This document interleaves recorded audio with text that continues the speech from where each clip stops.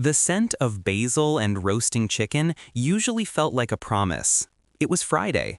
The kind of Friday that tasted like relief after a brutal 60-hour week where the deadlines had been suffocating and the stakes felt impossibly high. I walked through the door of the house we'd bought together 3 years ago, shedding my tie before I even reached the kitchen island. "Honey, I'm home," I called out, the phrase rote but genuinely felt.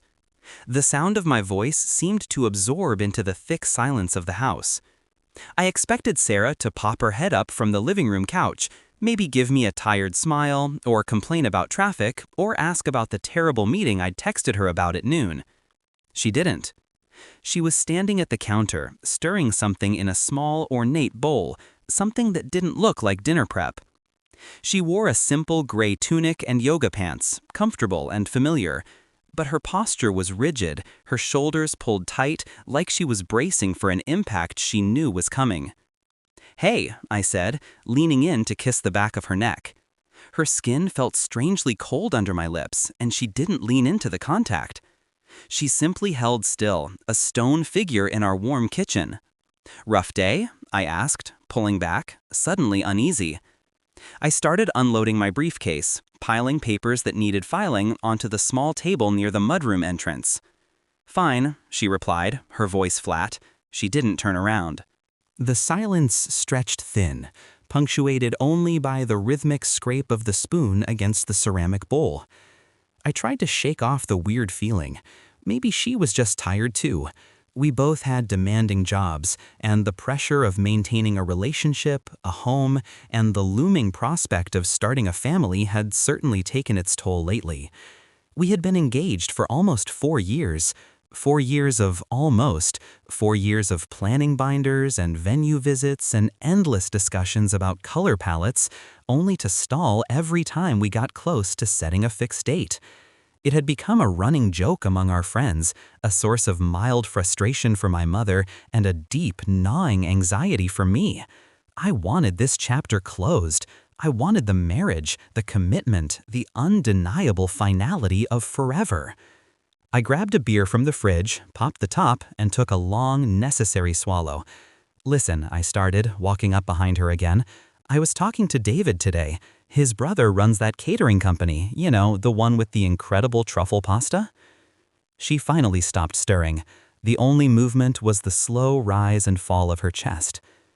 "He offered to send over some samples, maybe next month, if we could just give him a preliminary head count.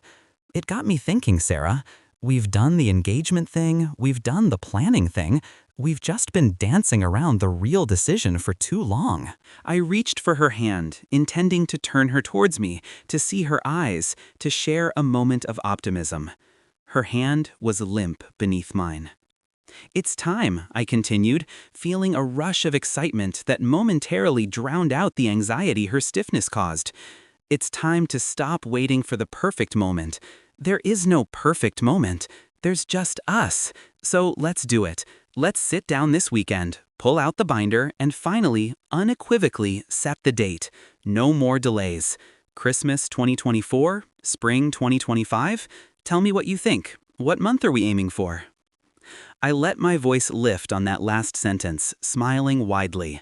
I was happy. I was ready. I was asking her to choose the beginning of the rest of our lives. She slowly placed the spoon on the counter. The metal clinked against the granite, a sound that, in retrospect, felt like a gunshot. She turned. And that's when the world tilted. Her face was utterly expressionless. It wasn't anger. Anger would have been understandable. It wasn't sadness. Sadness I could comfort. It was a terrifying, absolute absence of emotion. Her eyes, usually warm hazel, were flat, opaque glass. They didn't even meet mine. They seemed to look through me, as if I were a smudge on the window pane she was trying to see past. "Why are you asking me that?" she asked, her voice dangerously soft. My smile faltered. My gut tightened into a cold knot. Asking you what?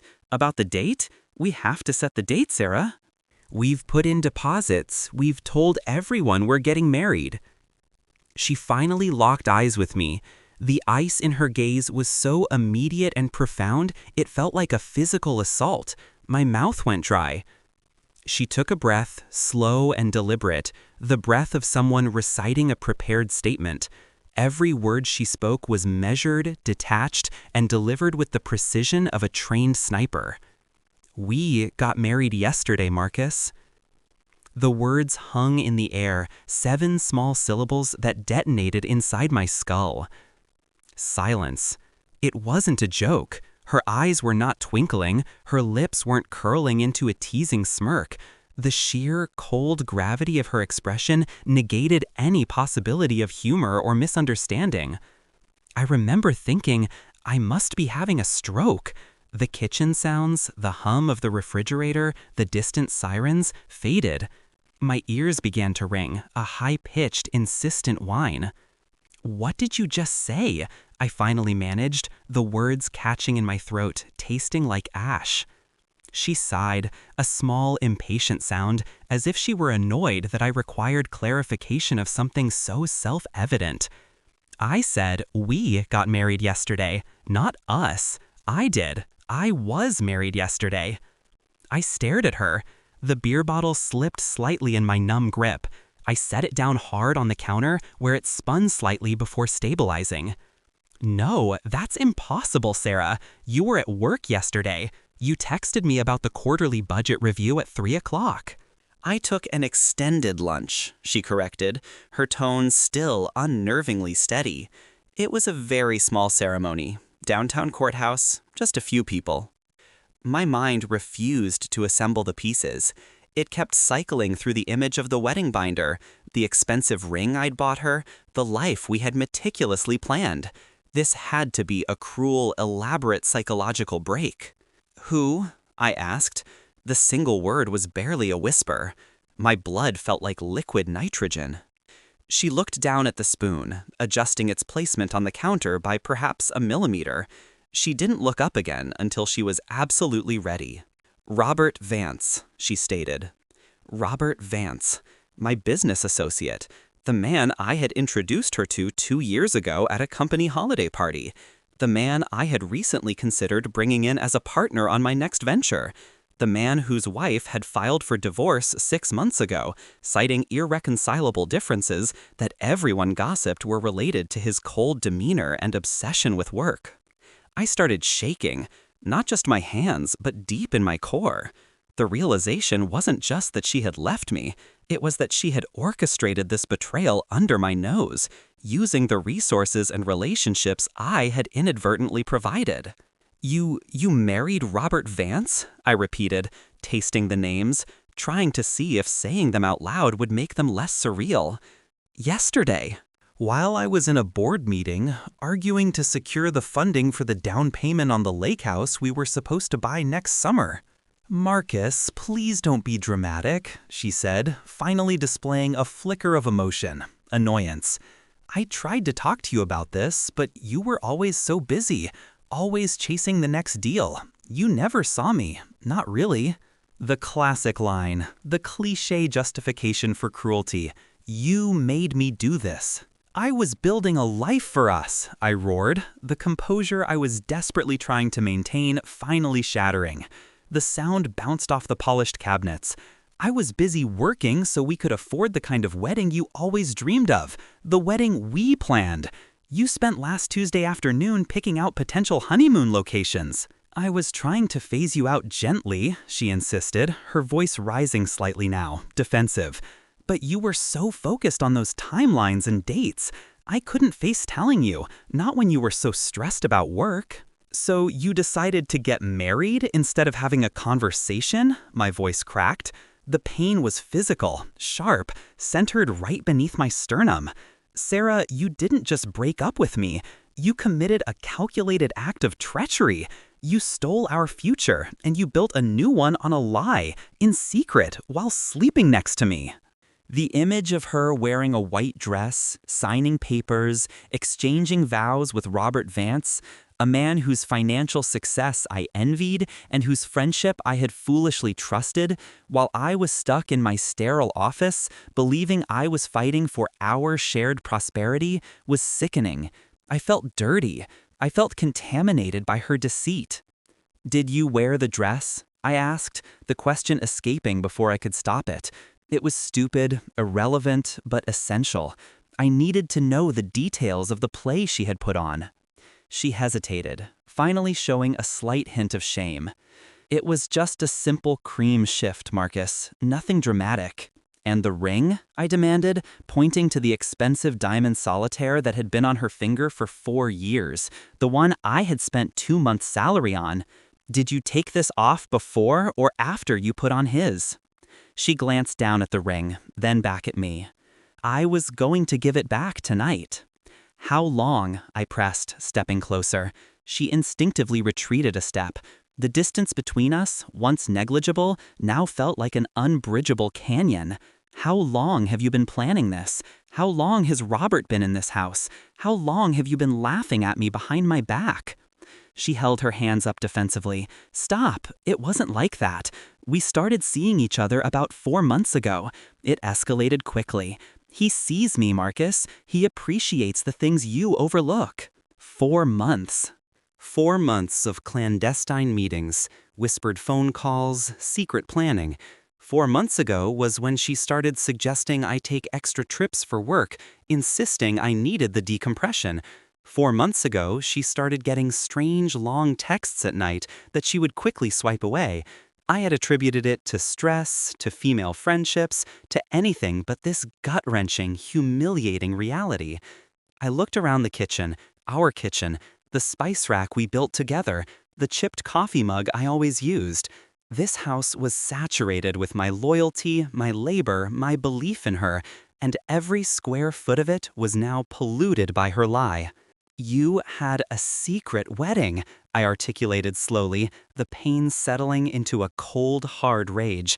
"While I was working, providing for the life you demanded, you chose to start your new family by destroying mine." "It's not destroying your family, Marcus. It's redefining mine," she shouted back, finally losing her cool facade. "I've been waiting for you to commit for 4 years. I'm 32. I want children, I want stability, and I want a husband who prioritizes me over the next big merger. Robert offered me that. He was decisive. He didn't waste time." The irony crushed me. She was calling me indecisive when the sole reason our wedding was perpetually delayed was that she kept changing her mind about the venue, the guest list, and the budget every 6 months. I had been bending over backward, trying to accommodate her ever-shifting vision of perfection. "You know what?" I whispered, my voice thick with emotion. I looked at the ring on her finger one last time, recognizing that it was now just a pointless chunk of metal. "I don't even care about the date anymore. I care that you looked me in the eye every single morning, shared my bed every single night, and held this vile, life-shattering secret. You didn't just betray me, you made me look like an absolute fool." I felt the immense weight of the family expectations, the social circles, the professional reputation that was about to be obliterated by this scandal. The shame was suffocating. "You need to leave," I stated, pointing towards the hallway. My hand was shaking so badly it felt like I was directing traffic in a hurricane. "I don't want you in this house for 1 more second. You can take your essential documents and whatever fits in a suitcase. Robert can host you tonight. I will change the locks before sunrise." She looked genuinely shocked that I had cut straight to the logistics of divorce without the expected tears and begging. "Marcus, be reasonable. We need to discuss the assets, the house." "Reasonable?" I laughed, a harsh, dry sound devoid of humor. "You think you deserve reasonable? You had a secret wedding with my business contact while I was financing your lifestyle. Get out, tonight. We will conduct all future discussions through legal counsel." "Do you understand me? I will not hear another single lie escape your mouth." She opened her mouth to argue, but something in my eyes, the cold, furious realization that she had just ignited a total war, must have stopped her. She finally turned, her shoulders slumping, perhaps realizing the full scale of the collateral damage she had just created. As she walked past me, heading toward the staircase, the silence returned, heavier and more complete than before. I was standing alone in the kitchen, the scent of basil and betrayal thick in the air. The wedding binder, our symbol of future hope, was sitting on the dining room table, waiting for us to set the date that was already 4 months too late. I closed my eyes, trying to block out the image of her face, the terrifying coldness of her delivery. We got married yesterday, Marcus. It wasn't just a divorce, it was an execution. She hadn't just ended a relationship, she had assassinated the memory of every good moment we ever shared. And worst of all, she had signed the papers and sworn the vows while I was completely, utterly invisible. I opened my eyes, grabbed the beer bottle, and hurled it with all my strength against the opposite wall. The glass exploded, showering the expensive tile with foam and shards. The sound was deafening, a small, futile echo of the catastrophe unfolding inside my chest. My family was over, and I had been the very last person to find out. The crash of the beer bottle echoed in the cavernous silence. Marcus didn't move to clean it up. The shattered glass and pooling liquid seemed an appropriate marker for the end of everything he had believed in. He stood utterly still, listening to the hurried, clumsy sounds from upstairs, the scraping of a zipper, the rattle of hangers being yanked from the closet rods.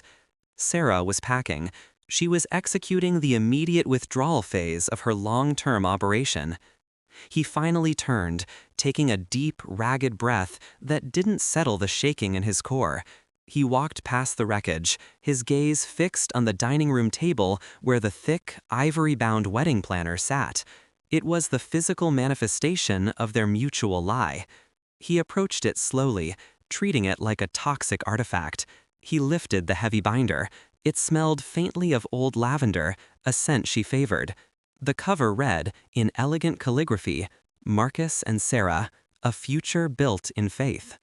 He didn't open it. He simply gripped the binder by its spine, held it aloft for a moment, and then brought it down with savage force against the mahogany top. The ring snapped. Pages erupted, swatches of cream silk, vendor contracts, handwritten notes about seating charts, a confetti of pulverized hope. He tore at the remnants, shredding the glossy photos of potential honeymoon villas, ripping the receipt for the non-refundable deposit on the Tuscan caterer. He needed the physical labor, the tactile feedback of destruction, to keep the scream caged inside his chest. When he heard the heavy thump of a suitcase reaching the bottom of the staircase, he froze. He wiped his hands on the sides of his trousers, the residue of the shredded paper sticking to his skin. She came into the entryway, dragging 2 expensive Toomey suitcases, her face pale but fixed in a determined expression of defensive exhaustion. She wore a coat that he had got her for their anniversary, cashmere, deep charcoal gray. "I need the key to the Lexus," she stated, avoiding his eyes, focusing on the intricate knot she was pulling in the zipper loop. "And I need access to the joint account for the next few days. I can't exactly show up at Robert's house completely destitute." The casual mention of Robert's house, the assumption of financial dependence, sparked a fresh, colder wave of fury. "The Lexus stays," Marcus said, his voice level, terrifyingly devoid of warmth. "It's registered in my name, and I financed the bulk of the payment. You have access to your personal savings and the credit card attached solely to your name. Nothing else." She finally looked up, her defensiveness hardening into anger.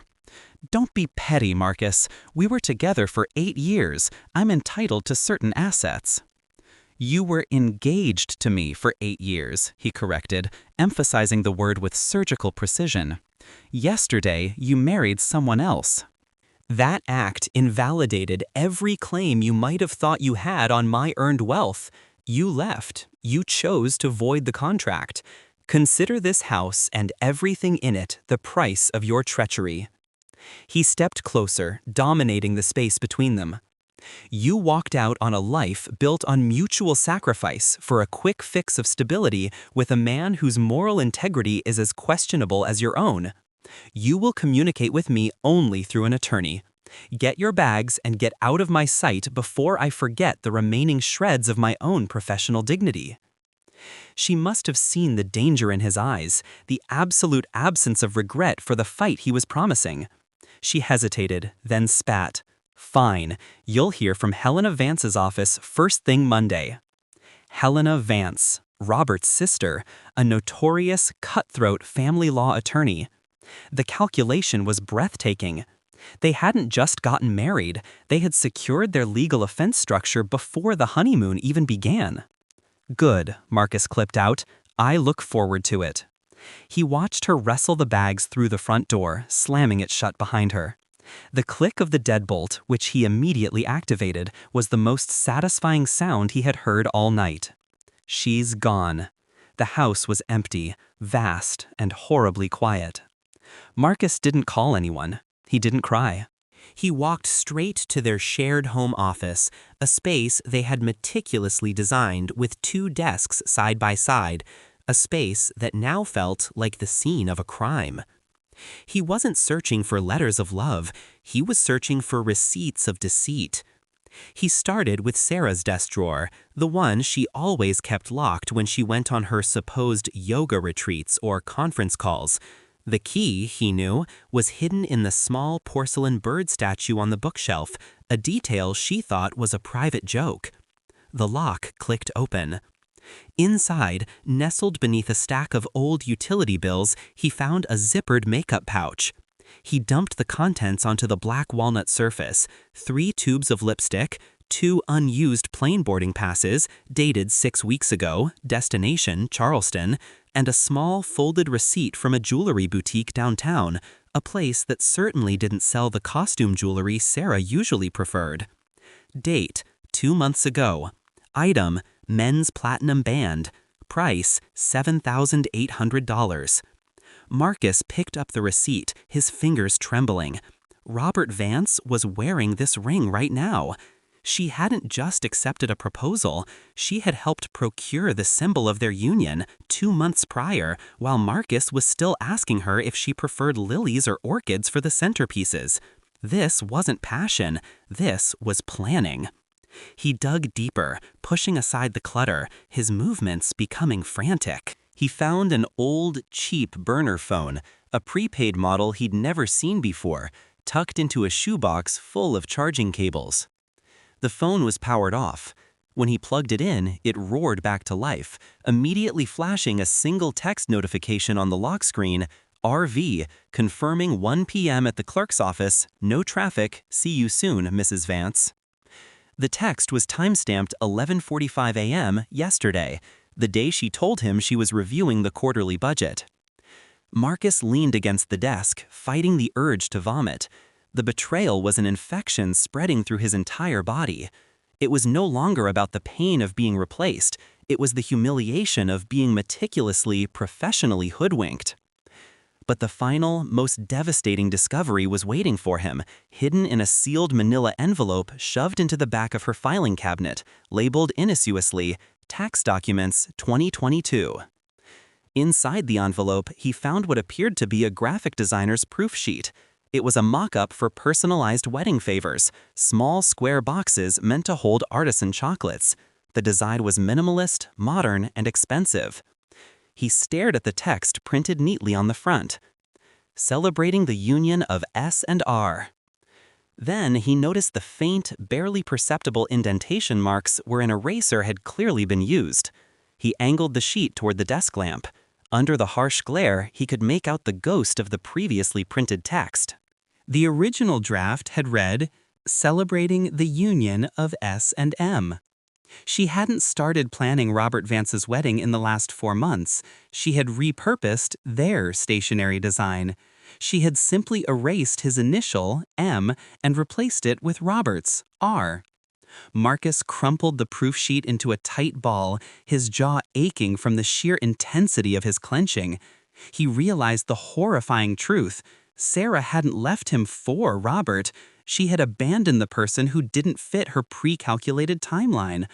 Robert Vance was merely the decisive vehicle, the new initial that seamlessly fit into the existing plan. Their wedding planning, all of it, had been a contingency plan she was ready to jettison the moment a richer, faster alternative appeared. The rage was no longer hot or volatile. It was cold, focused, and purifying. This wasn't a broken heart. This was a corporate termination executed with extreme prejudice. Marcus walked out of the office and into the master bedroom.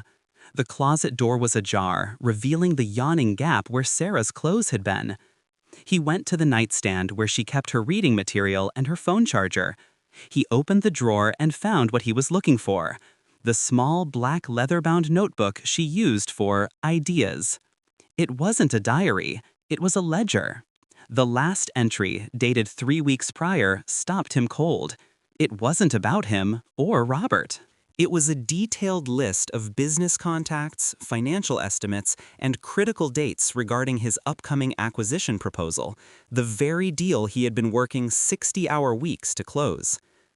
At the bottom of the page, in her handwriting, RV confirmed that if the deal goes through before year-end, the stock options will vest immediately. Need Marcus to commit to the funding date by 11/15. Robert Vance wasn't just Sarah's new husband, he was Marcus's competitor, eyeing the same assets. The professional betrayal crashed into the personal devastation with the force of a wrecking ball. This wasn't just about a broken engagement, this was potentially about corporate espionage, insider trading, and asset theft. Sarah hadn't been looking for stability. She had been performing due diligence on 2 possible targets, and she had chosen the one who offered the swiftest access to liquid capital and strategic advantage. His shame evaporated, replaced by a ruthless clarity. Marcus was a successful businessman because he understood power dynamics, leverage, and the cold reality of consequences. Sarah and Robert had just declared war, not just on his heart, but on his entire future financial foundation. He picked up his cell phone, his hand steady now. It was 3 a.m., too early to call anyone sane, but the urgency was immediate. He needed to lock down his assets, review every shared document, and, most importantly, hire a shark. He went to his contacts list, skipping over friends and family who would offer useless platitudes of comfort. He scrolled until he found the name given to him years ago by a former college roommate, a name whispered in hushed tones around the city's most brutal law firms: Helena Vance. Sarah had just told him he would hear from Robert's sister. That meant Marcus couldn't hire just anyone. He needed someone faster, smarter, and with a reputation for merciless litigation. He needed someone who would relish the chance to dismantle a rival firm's sibling. He found the number he was looking for: Helena's direct professional nemesis, a woman known in legal circles as the Inquisitor. He pressed the call button. It rang 4 times before a crisp female voice answered, thick with sleep but instantly alert. "Helena Stern's office," the voice said. "State your business quickly." Marcus took another breath, the cold rage settling deep into his marrow. "My name is Marcus," he stated, his voice tight and formal, "and I need a meeting. I have just been professionally and personally betrayed by my fiancée, Sarah. She secretly married my business associate, Robert Vance, yesterday, and I believe they have been coordinating a financial ambush." He could hear the lawyer, Helena, draw a sharp intake of breath on the other end of the line. She was fully awake now. "Mr. Marcus," she responded, a low, intrigued purr entering her voice. "I think you and I are going to get along very well indeed. Meet me at my private office, 7 a.m. Bring every single piece of paper you can find. Don't touch or clean anything else." Marcus hung up the phone. He looked at the discarded phone receipt, the shredded binder on the floor, and the burner phone containing the final, devastating texts. They had gambled everything on their calculation. Marcus resolved right then that he would dedicate every resource he possessed to making sure they lost the entire pot. They wanted a decisive future? He would deliver it. But it wouldn't be the one they planned. It would be a future defined by his relentless pursuit of justice. The office of Helena Stern was not designed to comfort. It was engineered to impress and intimidate. Located on the 55th floor of a brutalist steel tower overlooking Manhattan, the space was all polished marble, dark glass, and Art Deco severity. At 7 a.m., the rising sun fractured into sharp metallic beams across the minimalist interior. Helena Stern sat across a colossal cherrywood desk, radiating an aura of disciplined exhaustion. She was exactly as advertised. Mid-50s, sharp silver hair pulled back in a severe knot, and eyes that missed absolutely nothing. She wore a tailored suit the color of gunmetal, and her movements were quick, economical, and devastatingly precise. Marcus had dumped the remnants of his life onto her desk. The shredded wedding planner, the burner phone, the platinum ring receipt, and Sarah's small leather ledger detailing his acquisition strategy. He felt intensely exposed, yet utterly vindicated, watching her gloved hands sift through the evidence. She spent 5 minutes in absolute silence, only the crisp rustle of paper disturbing the quiet. When she finally looked up, the corner of her mouth twitched in something that wasn't quite a smile, but a recognition of high-grade corruption. "Mr. Marcus," she stated, her voice a low, gravelly alto, "this is not merely a messy breakup. This is a targeted, coordinated extraction of assets built under false pretenses. Your ex-fiancée, Sarah, didn't leave you because she fell in love. She left you because Robert Vance offered a quicker, higher valuation." Marcus leaned forward, gripping the arms of the leather chair. The business ledger. She was tracking the funding date for the acquisition. Robert Vance is circling that same deal. I told him confidential projections over dinner 2 weeks ago, thinking he was merely a potential partner. She was at that dinner. Helena picked up the ledger, flipping to the final entry. "And this confirmed funding date, November 15th, which I presume is still classified information, is exactly what Robert needs to time his own maneuver, or worse, manipulate the valuation of your competitor before you close the deal." "It's insider trading," Marcus ground out. "She betrayed my confidence to him." "It's leverage," Helena corrected, placing the ledger neatly back on the pile. "In the eyes of a family court, a man who fails to manage his personal life is often judged harshly, but in the eyes of a district attorney, a man who has had his corporate secrets stolen for the immediate financial benefit of his rival on the day of his wedding is a victim of a very specific, actionable crime." She paused, steepling her fingers. "Robert Vance's sister, Helena Vance, is a formidable but predictable opponent. She specializes in aggressive financial discovery and character assassination. Our counterpunch will be the threat of professional and criminal ruin. We hit them not in their joint checking account, but in Robert's boardroom." "What's the first step?" Marcus asked, the cold clarity returning. "First, we secure the perimeter," Helena said, opening a heavy file marked Marcus V. Vance. "I'm initiating an immediate, emergency, temporary restraining order on all joint assets, demanding a full forensic accounting of all shared finances and communication records. I need every login, every password, every bank statement from the last 6 months. We freeze them out entirely." She then tapped the burner phone. "Second, we use this. We download every text, every call log. If the timestamps and content confirm they were discussing market-sensitive information, we have the foundation for a much larger legal threat, one that involves the SEC and state regulatory boards." "And Robert Vance?" Helena's eyes narrowed, becoming chips of gray ice. "You are not going to scream, curse, or mention Sarah's name. You are going to call him today.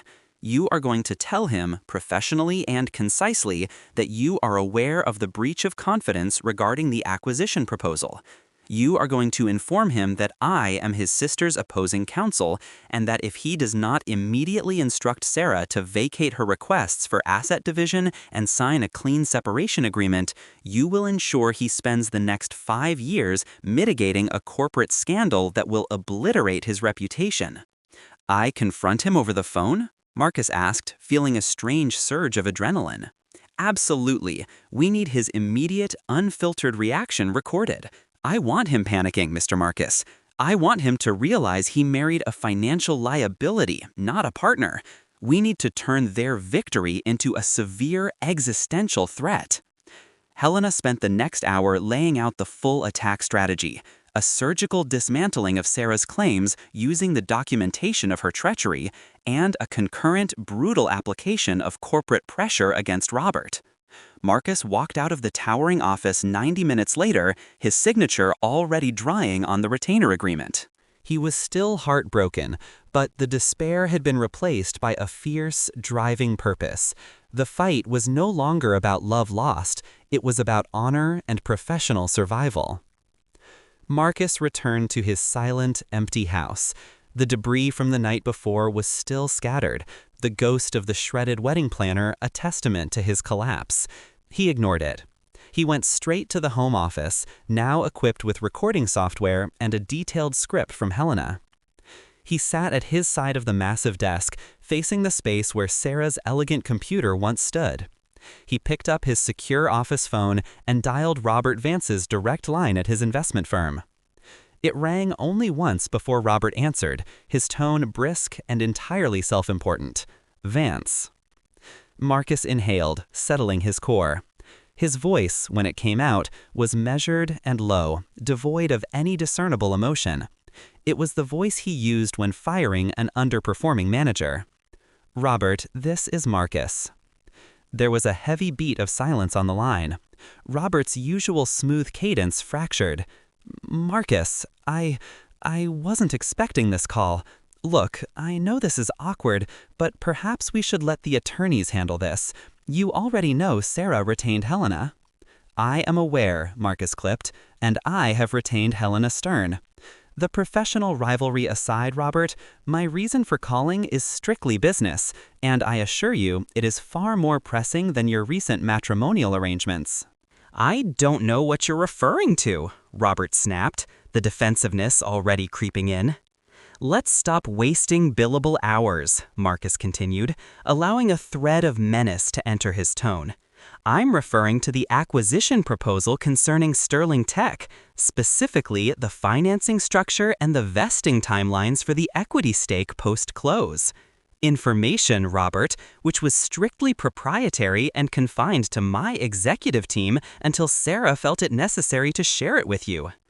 The silence this time was sharp, palpable. Marcus could visualize Robert sitting bolt upright in his leather chair, the smug veneer cracking under the cold pressure of corporate exposure. "I have no idea what you're talking about, Marcus. That's slander. I conduct my due diligence legally." "Of course you do, but I have Sarah's handwritten notes detailing the funding date and the valuation targets, explicitly stating that you confirmed the stock options would vest immediately. This was 3 weeks ago, Robert, the day after I gave you those projections under the premise of a collaborative partnership." Marcus leaned in, dropping the final blow. "You married her the day after she secured the final piece of confidential data needed to leverage my position. That timing, Robert, is less romantic and more indicative of conspiracy." Helena Stern is already reviewing potential regulatory violations that arise when a competitor gains market advantage through the calculated breach of a fiancé's trust.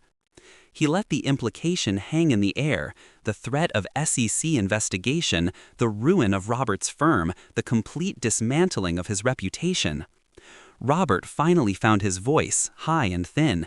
"Listen to me, Marcus. Don't be ridiculous. This is just a nasty divorce, and you're trying to fabricate a charge to avoid settling. Sarah is entitled to a fair portion of your accumulated wealth." "Sarah is entitled to nothing but the consequences of her choices," Marcus countered, his control absolute. "You and Sarah may have planned a swift, decisive move toward financial comfort, but you failed to account for the price of treachery. You have until the close of business tomorrow to instruct Sarah to accept an uncontentious, clean separation with zero spousal claim, only what she walked in with. If she does not, I will be forwarding all evidence, including the history of the burner phone, to the proper authorities. Not just my lawyers, Robert, federal authorities." "You wouldn't dare," Robert choked out. "Try me," Marcus whispered. You assumed I was only a wounded fool. I am not. I am a man who understands leverage. You chose stability and speed. I choose justice and obliteration. Your choice, Robert. Tomorrow, 5 p.m. Marcus hung up the phone, his hand resting on the receiver. He felt no triumph, only a deep, chilling emptiness. He had just threatened to ruin a man's career, but the cost was the realization that his entire relationship had been a sophisticated, long-term financial audit. He sat there for a long moment, reviewing the confrontation in his mind. Robert's panic was real. The threat had landed precisely where it needed to. But the confrontation confirmed Marcus's gut feeling. The plot ran deeper. Sarah wasn't just passing notes. She must have been coordinating digital evidence. Marcus grabbed his laptop and logged into the cloud storage they shared for personal documents, which often contained scans of investment reports and business travel schedules. He started meticulously searching the timestamped files. He found it, hidden 3 layers deep in an innocuous folder labeled Home Reno Estimates. It was a password-protected spreadsheet created by Sarah 2 weeks ago. When Marcus entered the only password he knew she used, a pet's name and their anniversary, the file opened. It wasn't a renovation estimate. It was a comprehensive portfolio analysis of every investment he had made over the last 5 years, complete with quarterly statements and projected growth curves. It was the exact level of detail Robert Vance would need to anticipate market movements associated with Marcus's firm. But one column caught his eye, a column labeled RV Target Acquisition. It listed the key shareholders of a competitor firm that Robert Vance was rumored to be trying to buy out. And next to each name, Sarah had logged personal, highly sensitive information, where they vacationed, their children's schools, their private health issues. Sarah hadn't just been a conduit for corporate espionage, she had been acting as Robert's opposition researcher, using her access to Marcus's social sphere to gather blackmail material against Robert's rivals. The betrayal escalated past insider trading. This was calculated cruelty and deep-seated criminal coordination. Sarah and Robert hadn't simply found a faster path to love. They had formed a highly effective, manipulative business unit built on leveraging other people's trust. Marcus stared at the screen, the data swimming before his eyes. The last shred of lingering doubt, the painful possibility that Sarah had suffered genuine remorse or had been driven by sudden passion, vanished completely. She was a mercenary. Robert was her tactical commander, and they had underestimated their target. Marcus closed the laptop. The ice in his veins began to melt, replaced by a terrible, burning resolve. He had secured the legal leverage, and he had delivered the ultimatum. Now he just had to wait for the reckoning. The personal battle was over. The war for professional survival had just begun. He knew that the next conversation, the one with his parents, would be the hardest to face, forcing him to admit the depth of his humiliation to the people who had sacrificed everything for his success. But he couldn't afford to focus on shame. He had to prepare for the inevitable blowback from Robert Vance's frantic attempt to save himself. Marcus drove the 40 miles out to the suburbs in a haze of calcified rage and existential shame. The highway, usually a ribbon of possibility connecting his success to the wider world, felt like a gauntlet. Every mile was a reminder of the life he had so meticulously constructed. The promotion, the sprawling house, the beautiful, poised fiancée, and how easily it had all been revealed as a sophisticated, theatrical illusion. He was a corporate tactician, a man who built unassailable fortresses around his assets and his reputation, yet when it came to his heart, he had been spectacularly, publicly fleeced. The realization that his parents, who had sacrificed everything for his education and stability, would soon know he had been played for a fool was almost worse than the financial threat posed by Robert Vance. He found them in the familiar, comforting chaos of the kitchen, bathed in the scent of roasted rosemary. His mother, Eleanor, was setting the table, her silver hair coiled neatly, her movements efficient and loving. His father, David, sat at the small breakfast nook, meticulously cleaning his reading glasses, a familiar gesture of quiet contemplation. The normalcy of the scene was a brutal contrast to the destruction Marcus carried within. He wanted to shield them from the ugliness, but the secret was too heavy, too radioactive to contain. "Marcus, sweetheart, you look exhausted," Eleanor said immediately, rushing forward to hug him. Her embrace was warm, real and instantaneous, a powerful antidote to the cold manipulation he had endured. "I am, Mom," he managed, his voice sounding hollow even to his own ears. Dinner was torturous. They spoke of work, the weather, David's impending retirement. Marcus picked at the food, every mouthful tasting like ash. He maintained a brittle control, the facade of the successful son, but beneath the surface, he was screaming. Finally, as Eleanor cleared the plates, setting down mugs of tea and a plate of shortbread, Marcus cleared his throat. The sound was unnaturally loud in the quiet room. "I need to tell you something," he started, keeping his gaze focused on the condensation ring forming under his mug. "It's about Sarah." His parents exchanged a glance. There was concern, but no immediate alarm. They assumed it was a work stress, perhaps a rescheduled wedding date. "Is everything all right, Marcus?" David asked, his voice steady. Marcus took a deep, shuddering breath, forcing himself to look at them, to face the raw exposure. "The wedding is canceled. I mean, not canceled, it's over." Eleanor froze, the shortbread plate hovering midair. "Over? What happened?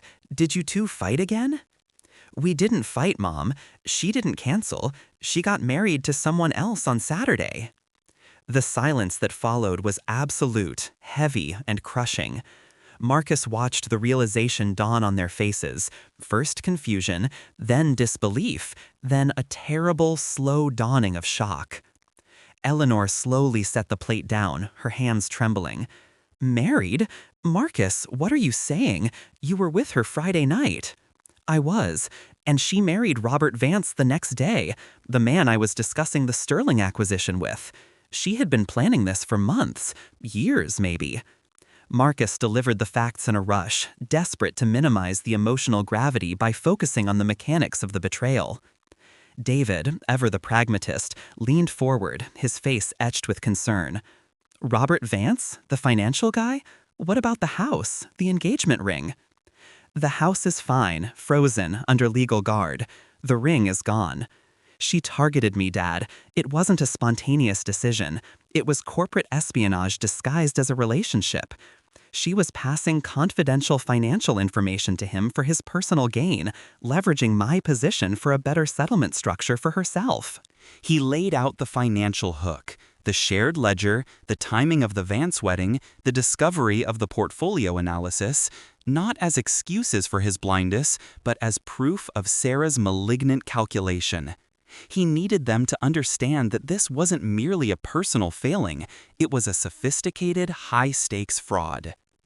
Eleanor rose slowly from her chair. She didn't shout or weep. Instead, her face settled into a mask of pure, devastating anger.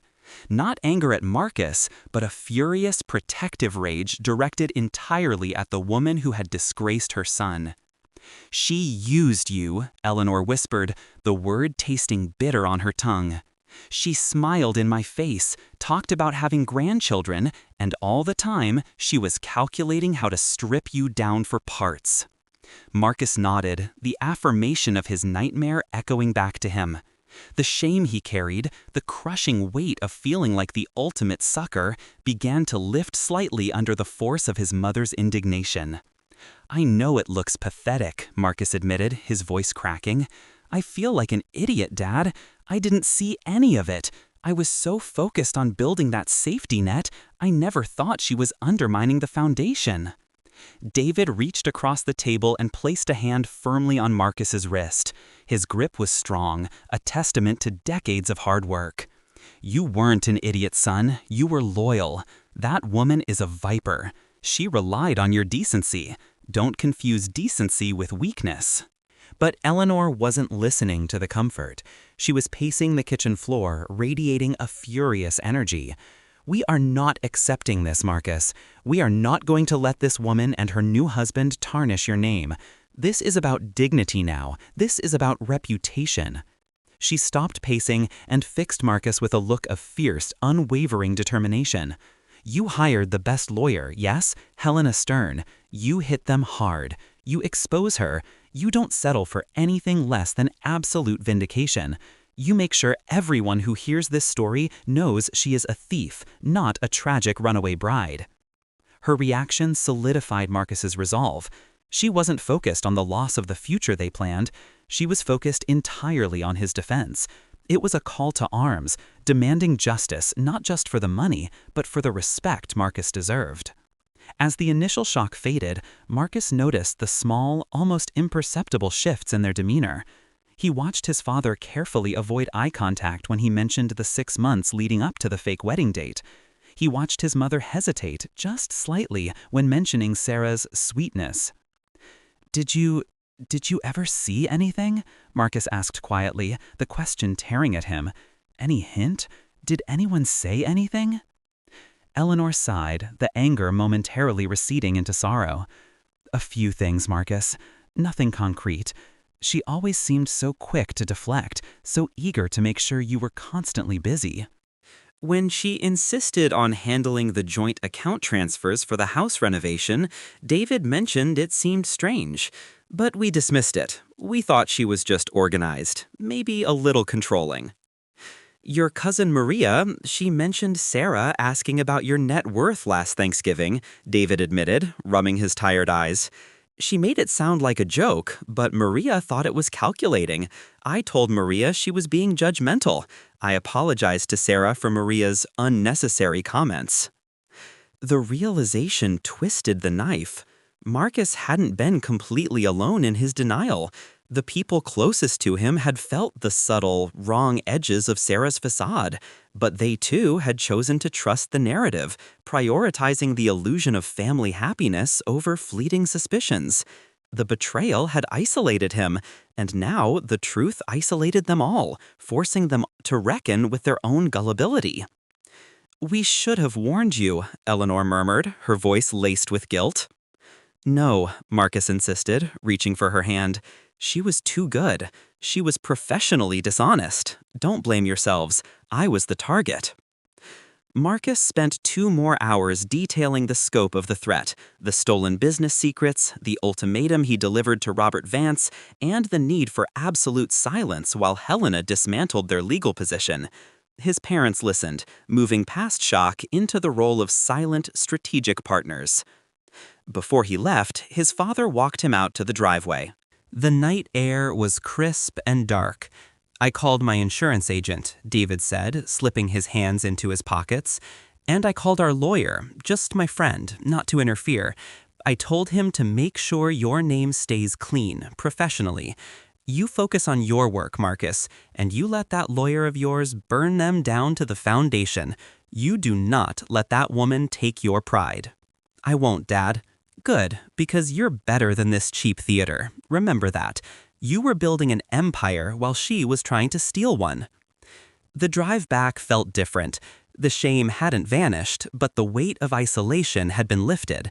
His family's unconditional, fierce support acted like an emotional defibrillator, reminding him that the core of his identity, the values of honesty and commitment, were intact, even if they had been temporarily exploited. He arrived back at the silent, sprawling house, the cold marble floors and empty rooms still screaming of Sarah's deceit. He didn't linger. He went straight to the home office, now his war room. He had one last painful task for the night: the friends. He couldn't risk the news spreading through rumor, painting him as the emotionally stunted workaholic who drove his fiancée away. He composed a short, sterile email, carefully crafted with Helena's advice. Subject: Personal update regarding Sarah. Friends and colleagues, I am writing to inform you that the wedding is off. Sarah has chosen a different path and unexpectedly married Robert Vance this past weekend. We are currently navigating a legal separation, and while this is a deeply painful personal matter, I want to assure you that I am committed to handling this with professionalism and discretion. Please respect our privacy during this time. Marcus. He hit send to the 70-odd people who had RSVP'd to the wedding, the people who had congratulated him, the people who would soon be whispering the story over cocktails. The exposure was agonizing, forcing him to witness his failure mirrored in the judgmental eyes of his peers. The responses began trickling in immediately, short bursts of shock, confusion, and awkward offers of comfort. A few, close friends who knew Sarah well, offered messages that were more pointed. "I am so sorry, Marcus. I never trusted her." One text from his longtime business partner, Julian, cut through the noise. "I knew something was wrong. That dinner she hosted last month, she was asking specific questions about your stock options. I dismissed it as fiancé interest. God, Marcus, I am so sorry I didn't say anything." The guilt and denial were pervasive. Everyone had chosen to look away from the subtle red flags, either out of politeness or trust in Marcus's judgment. He had been so sure of his ability to assess character, and now he realized the depth of the deception had pulled everyone he loved into its toxic orbit. He turned off the phone, letting the darkness of the room settle around him. He had faced his family and initiated the professional ruin of his rivals. The personal humiliation was now public, a raw wound exposed to the world. But he had not been crushed. He had been defended, supported, and rallied. Eleanor's demand for dignity resonated in his mind, steeling him for the inevitable legal counterattack that Robert Vance, desperate to protect his own empire, was surely organizing. The legal skirmish was imminent, and Marcus was finally ready for battle. The quiet hum of the air conditioning in Helena Stern's office provided the only contrast to the sharp, decisive rhythm of their legal assault. Marcus sat across the polished mahogany table, the space feeling less like a law firm and more like the central command of a hostile takeover. He was operating purely on adrenaline and cold, calculated anger, filtering every word and accusation through the lens of business strategy. "We've secured the preliminary injunctions," Helena confirmed, pushing a dense stack of documents across the table. Her silver hair was drawn back in a severe professional coil, and her expression was one of cool mastery. "The house is frozen. No assets can be removed or transferred. The joint accounts are under lock and key, including the escrow funds intended for the wedding venue. We have made it extremely painful for Sarah to access the liquidity she expected." Marcus nodded, relief a sterile concept in the face of his broader devastation. "And Robert Vance?" "We filed the initial complaint citing breach of fiduciary duty and corporate espionage using the ledger entries you provided. That put the immediate freeze on any shared business interests and has already complicated his merger talks. We hit him where he lives, Marcus, his reputation and his profitability. Right now, he is bleeding, and she is collateral damage." The efficiency of it all was strangely stabilizing. Helena did not offer emotional platitudes. She offered retribution, packaged neatly in legal precedent. "What's the next move?" Marcus asked. "We wait for their inevitable counterfiling.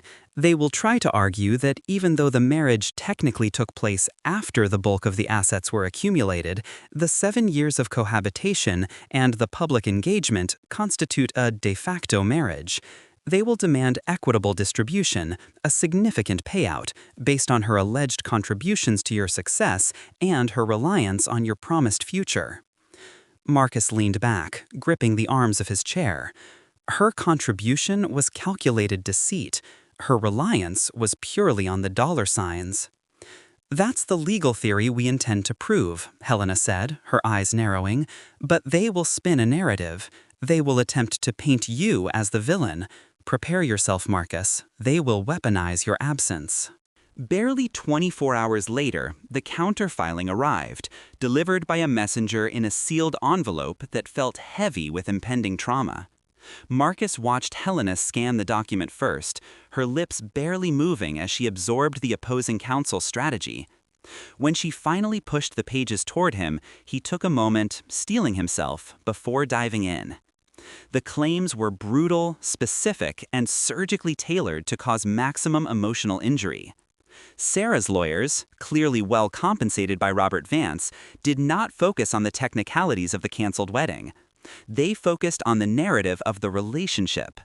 The document alleged that Marcus was an emotionally unavailable, controlling, and manipulative partner who used Sarah as an accessory to his professional advancement while systematically marginalizing her input and isolating her from his financial decisions. Quote, "During the years of cohabitation and engagement, Mr. Thorne maintained a professional schedule so demanding and isolating that it constituted emotional abandonment, forcing Miss Thorne to seek stability elsewhere." End quote. Mr. Thorne, obsessed with career advancement and wealth accumulation, maintained total control over all shared and personal finances, utilizing Miss Thorne's domestic and social labor without fair compensation or emotional support. The filing specifically addressed his long hours, framing his dedication to providing security not as commitment but as negligence.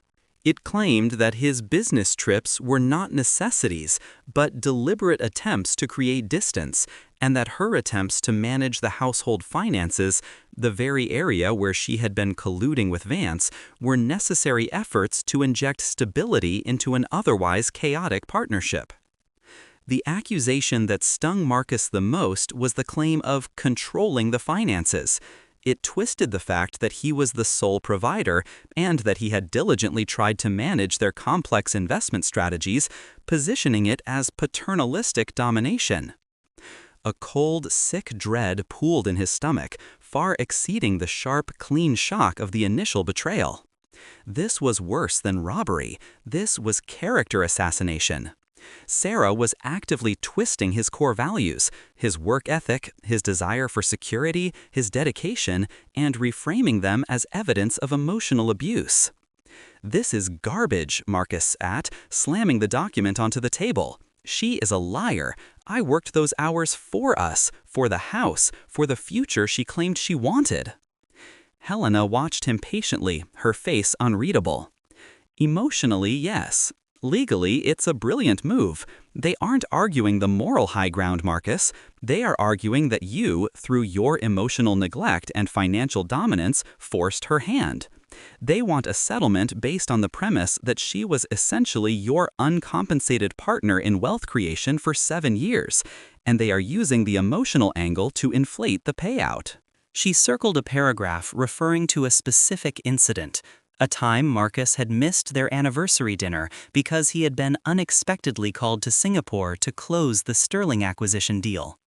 Sarah had insisted at the time that she understood, but the filing painted the absence as a cruel, premeditated dismissal of their relationship.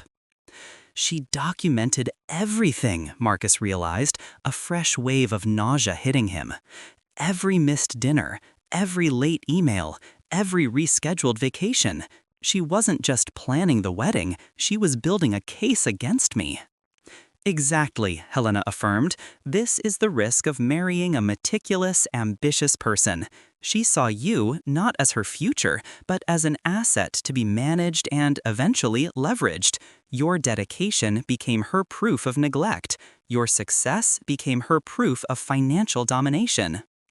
Helena pointed to the section demanding equitable distribution of assets, including the equity appreciation of the house and a portion of his earned income during their engagement.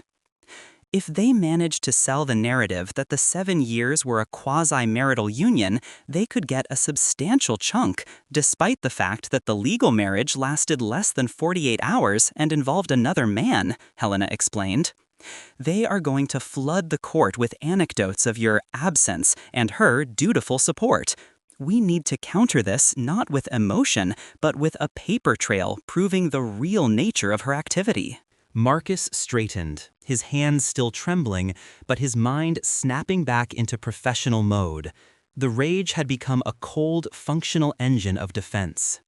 "The accusations of financial control are particularly offensive," Marcus said, pointing to the claim that Sarah had merely been a domestic caretaker with no access to decision-making.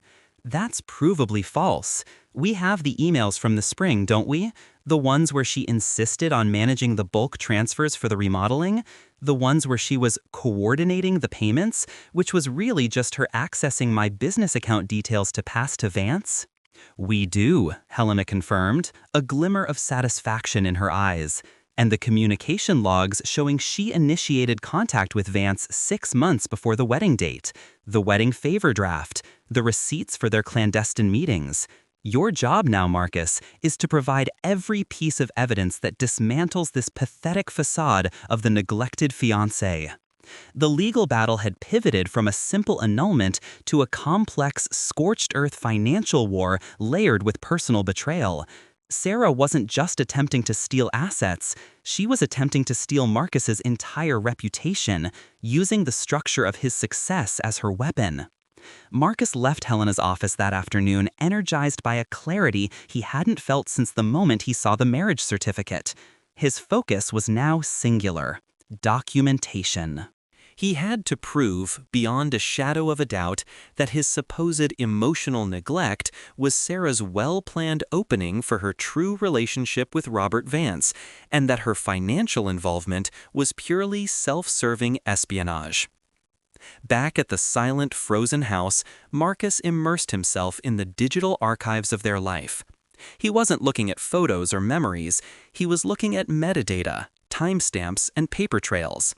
He pulled up his travel logs, proving that the Singapore trip had been necessitated by a last-minute crisis that netted the company tens of millions.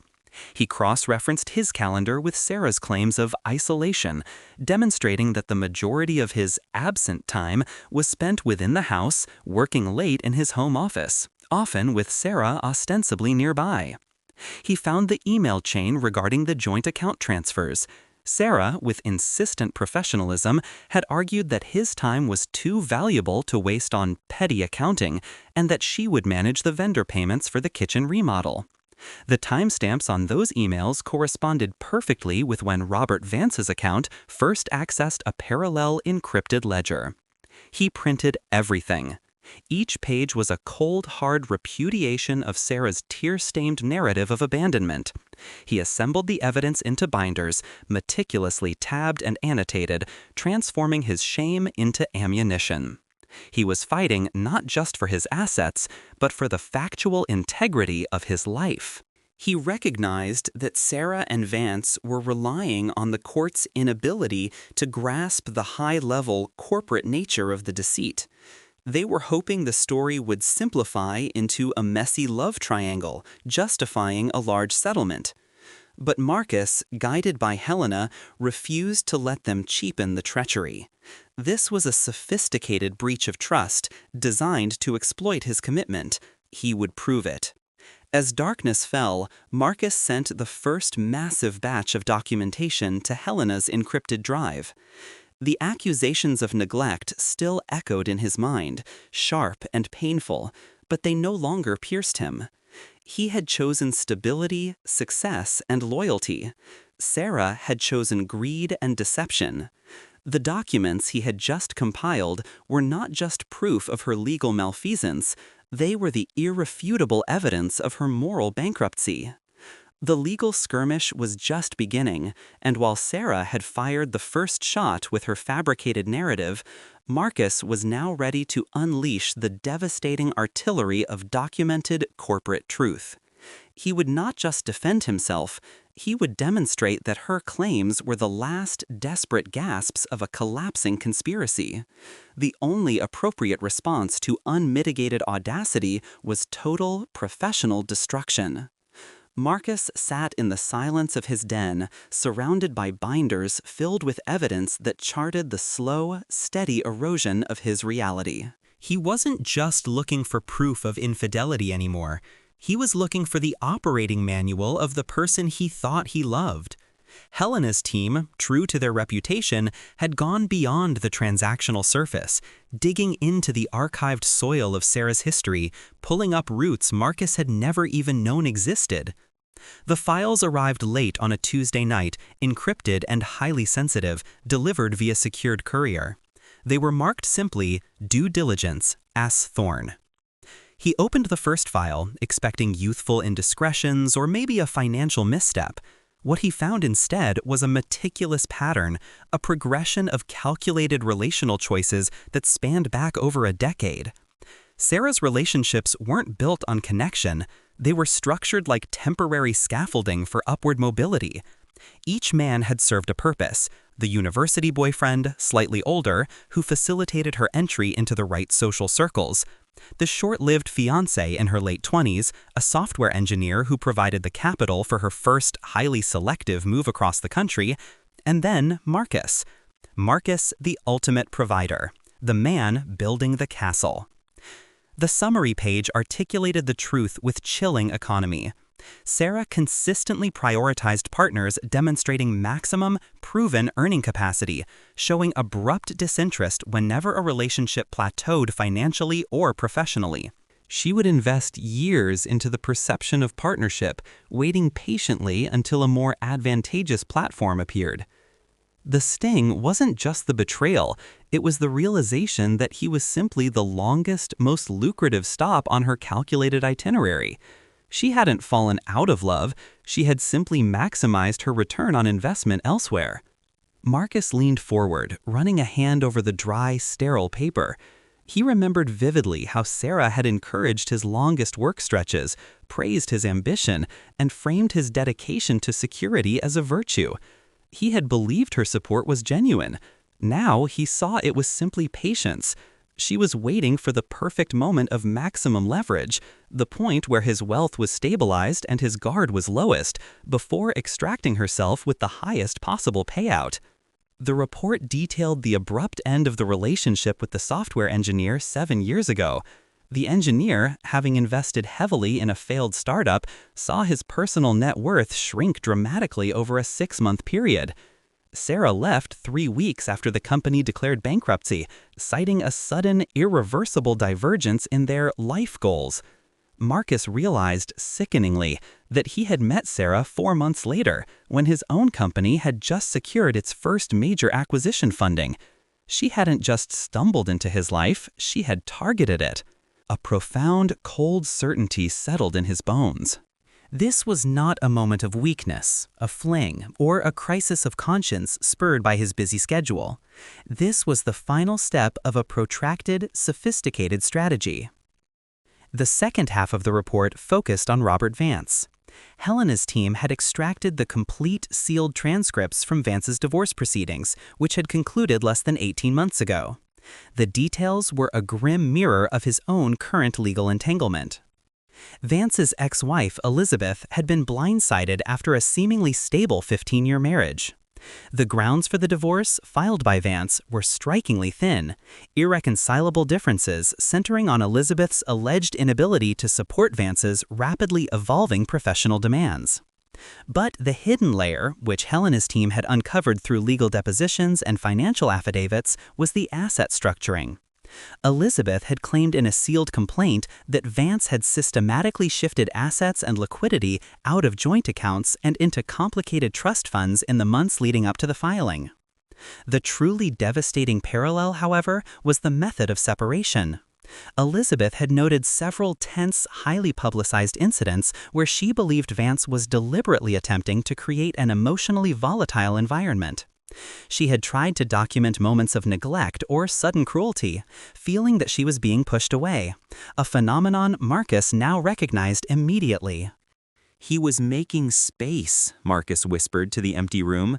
He was creating the emotional vacuum that would justify his subsequent exit and simultaneous asset freeze. And Sarah?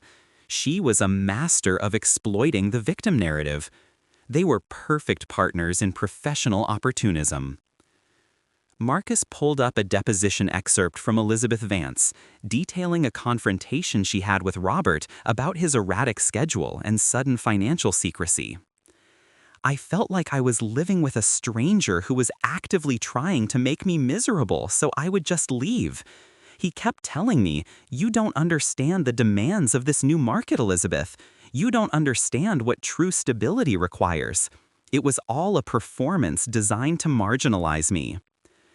Marcus closed his eyes, the words echoing the very narrative Sarah's lawyers were currently peddling about his professional life. Vance had used the narrative of instability to dispose of Elizabeth, paving the way for Sarah, who now claimed Marcus's commitment was the cause of her instability. The irony was a bitter chemical burn in his throat. They were a coordinated unit of calculated cruelty, leveraging emotional rhetoric to mask high-stakes financial maneuvers. They didn't fall in love, they merged methodologies. Marcus looked at the timeline. Vance's divorce finalized, complex assets secured, shortly followed by Sarah's intensified efforts to involve herself in Marcus's business accounts under the guise of helping with the remodel. 6 months later, the secret marriage. It was never about true stability. It was about immediate liquidity. Marcus realized that Robert Vance, though wealthier than Marcus, was arguably more volatile, carrying significant debt tied up in complex mergers. Sarah, tired of waiting for Marcus to reach a post-IPO plateau, saw Vance's immediate wealth as a faster pathway, provided they could quickly stabilize his finances by combining resources and, ideally, securing a large settlement from Marcus that would help settle Vance's short-term debts. The cold, hard motive coalesced. Sarah wanted the wealth without the weight, and Vance needed an influx of capital and a partner willing to execute ruthless asset extraction. They had found each other, two apex predators of the financial landscape, and Marcus had been their shared prey. The shock was gone, replaced entirely by a crystalline fury. There was no heartbroken woman, no misunderstood longing, no tragic love triangle. There was only a partnership built on opportunistic theft. Marcus was not dealing with a personal betrayal. He was dealing with a corporate hostile takeover conducted under the cover of a canceled wedding. He picked up the phone and dialed Helena. It was late, but he knew she would answer. "I have the due diligence report," Marcus stated, his voice flat and controlled. Specifically, the section on Vance's prior divorce proceedings. It confirms everything. They are running the exact same playbook, Helena. This isn't a romantic error, it's a repeat performance. "I suspected as much, Marcus." Helena's voice came through the line, calm and crisp. "Patterns are predictable. Their claim that you created emotional abandonment is entirely defensive, a smokescreen to distract from their primary financial agenda." "They are trying to bankrupt me to fund their new venture," Marcus summarized, the bluntness of the statement giving him a strange sense of clarity. "But they didn't account for the fact that I already knew the game they were playing. They thought I was the earnest fiancé, too caught up in providing to see the manipulation. They thought they could leverage my success against me." "Now we know their history, and we know their core motive," Helena said. "The moment Sarah's lawyers attempt to rely on the narrative of your emotional failings, we pivot. We show the pattern. We show the methodology. We demonstrate, not just to the court, but directly to Robert Vance, that his history of exploitation is now publicly available, and that Sarah's history is demonstrably opportunistic. We dismantle the facade entirely." Marcus spent the next few hours working through the strategy with Helena. His perspective completely changed. He was no longer trying to defend his integrity as a man. He was defending his company from a malicious merger attempt. He was not grieving a lost future. He was recognizing a catastrophic security breach. The pain, once raw and personal, had curdled into a disciplined rage. Sarah had calculated the perfect exit strategy based on her perceived knowledge of Marcus's character. She expected him to crumble emotionally, pay a quiet settlement to avoid public shame, and retreat. She had profoundly underestimated him. He would use the history she thought was buried, the history of greed and calculation, as the final, irrefutable proof of her intent. He would show the court and every spectator that Sarah Thorne wasn't seeking stability. She was seeking a faster, easier way to acquire assets. And when Marcus proved too slow, she simply moved on to the next, slightly less stable mark. The next legal skirmish was scheduled as a closed-door mediation session. Marcus knew what he had to do. He wouldn't fight the emotional battle she had structured. He would destroy the entire foundation of their union by exposing its true, repulsive nature. He would unmask the motive for what it was: naked, calculated opportunism. The time for sorrow was over. The time for professional demolition had begun. The conference room was everything Marcus expected: high-end, sterile, and oppressively quiet. The long, polished mahogany table reflected the faces gathered there. The legal teams lined up like opposing armies, the mediator radiating forced neutrality at the head, and at the far side, Sarah and Robert Vance. Marcus wore a suit tailored for war, his posture rigid. Helena sat beside him, reviewing a slim leather portfolio containing the most damning evidence. She gave Marcus a subtle, preparatory nod, a cue that signaled, "We are ready to dismantle their reality." Sarah, seated beside Robert, was attempting to project dignified composure. She wore a cream-colored silk dress and carried a handbag Marcus recognized as a recent, expensive acquisition. She looked successful, settled, and completely infuriating. Robert Vance, bulky and radiating the easy arrogance of inherited wealth, leaned back in his chair, occasionally placing a proprietary hand on Sarah's arm, clearly expecting a quick, punitive victory over the abandoned fiancé. The mediator, a man named Mr. Harrington, cleared his throat and began the procedural introduction. The air immediately thickened into a crucible of tension. Sarah's lawyer, a smooth-talking man named Davies, started their argument. It was the same tired narrative, meticulously crafted to tug at the heartstrings of a hypothetical jury, though they were only in mediation. "Mr. Thorne," Davies began, his voice soft with feigned sympathy, "endured years of emotional abandonment, while Mr. Thorne was building his empire, focused solely on capital acquisition. Miss Thorne sacrificed her prime years, managing the household, providing the necessary emotional support, only to find herself displaced by his ambition and utterly alone. She simply sought stability and a partner willing to share the emotional labor of a true marriage. Her subsequent union with Mr. Vance was a flight to certainty, a desperate attempt to regain the security Mr. Thorne promised but utterly failed to deliver." Sarah dipped her chin, adopting the expression of a woman who had suffered profoundly but was now finding fragile peace. Robert Vance nodded, offering a tight, supportive smile. Marcus felt the familiar surge of rage, but he clamped down on it, allowing the energy to distill into cold, absolute focus. He knew this narrative was designed purely for leverage, transforming his hard work into a crime. When Davies concluded, the room waited for Helena. She didn't rush. She adjusted her reading glasses, leaned forward slightly, and her voice, low, precise, and utterly devoid of emotion, cut through the self-pitying rhetoric. "We appreciate Mr. Davies's eloquent defense of his client's purported emotional state," Helena stated. "However, the focus of this mediation is the equitable distribution of assets and the validity of the claims regarding undue influence and calculated divestiture.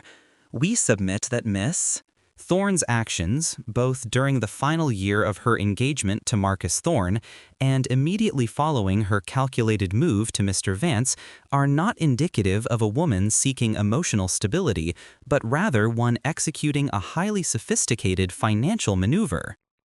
Sarah's head snapped up. Robert Vance's expression tightened, the arrogance suddenly replaced by a sharp, calculating focus. "We will not waste time arguing over subjective claims of emotional neglect, Mr. Harrington," Helena continued, her eyes sweeping across the table. "Instead, we will focus on documented history, timing, and methodology." She then looked directly at Marcus. "Marcus, I believe you have some information regarding the historical pattern of calculation we have recently uncovered." It was the signal. Marcus pushed his chair back slightly and reached for the thin binder in front of him. He didn't need to read the notes. The facts were burned into his memory. He didn't look at Helena, the lawyers, or the mediator. He looked directly at Sarah. "Sarah," he began, his voice steady, carrying the chilling weight of finality. "You spent the last 6 months of our engagement telling me I was working too much. You claimed my ambition was a wedge between us, that I was putting capital before commitment. You presented this entire scenario, this sham marriage, this public betrayal, as a consequence of my failings." He paused, letting the silence magnify the accusation. Robert Vance started to speak, but Marcus cut him off with a single, sharp glare that immobilized the older man. That narrative is a lie, and we know exactly why it was constructed, Marcus continued. It wasn't about love or stability, it was about leverage. It was about establishing the public victim profile you needed before you executed the final step of your strategy. He opened the binder and placed two documents side by side on the table, sliding them slightly toward Sarah's side. You have always moved laterally or upward in relationships based purely on the immediate demonstrated financial capacity of your partner, Marcus said, speaking less like an aggrieved fiancé and more like a prosecutor presenting a forensic audit. We have documented every significant relationship spanning the last decade. Each transition was initiated not by romantic failure, but by a demonstrable slowdown or a decrease in asset valuation of the partner. Sarah's face, which had been pale, flushed crimson. "Marcus, this is character assassination. You can't." "Be quiet, Sarah," Marcus commanded, the sheer force of his controlled fury silencing her instantly. He addressed Robert Vance now. "You know this pattern, Robert. You've seen it before." He reached for a third document, the redacted divorce summary from Robert Vance's previous marriage. "In the sealed records of Mr. Vance's divorce from Elizabeth Vance, the parallels are chilling," Marcus pressed on. Mr. Vance employed the exact same tactic, claiming his wife was incapable of handling the demands of his new professional life, creating an emotional vacuum to justify a swift, cold departure, while simultaneously shifting marital assets into inaccessible accounts. Robert Vance slammed his palm lightly on the table, a sudden aggressive gesture. "That is irrelevant slander. My divorce is sealed and concluded." Helena smoothly intervened. "We disagree, Mr. Vance. It establishes a pattern of professional conduct, a methodology, that became relevant when Miss Thorne initiated similar behaviors against my client, a pattern conveniently synchronizing with your own recent asset structuring, following your divorce decree. We posit that Mr. Thorne and Mr. Vance did not fall in love. They merged methodologies for asset extraction." Marcus waited until the lawyers had settled down, then leaned forward, placing his hands flat on the table. "This is the truth, Sarah, and you will hear it now," he said, his voice dropping to a low, devastating whisper. "You targeted me. You saw a committed man building wealth, and you decided I was your longest, most lucrative stop. You encouraged my work because you wanted the valuation to increase before you cashed out. When you realized Robert Vance, despite his greater debt and volatile liquidity, represented a faster pathway to immediate, large-scale wealth, you pivoted. You didn't betray me because I was absent. You betrayed me because I was temporarily slower than the next opportunity." He tapped the due diligence file. "Your entire marriage was constructed under the cover of a victim narrative, designed to leverage my shame and ensure a quick, quiet settlement that would provide immediate capital for Robert's short-term debts. I was not betrayed by a woman who changed her mind. I was targeted by a financial opportunist executing a calculated divestiture." The silence that followed was absolute. Sarah's composure finally shattered. She looked horrified, not at her own actions being revealed, but at the sheer fact that Marcus possessed the operational blueprint of her life. "You have no idea what you're talking about," she stammered, scrambling for her facade. "You were cruel, Marcus. You left me alone. I needed a real partner."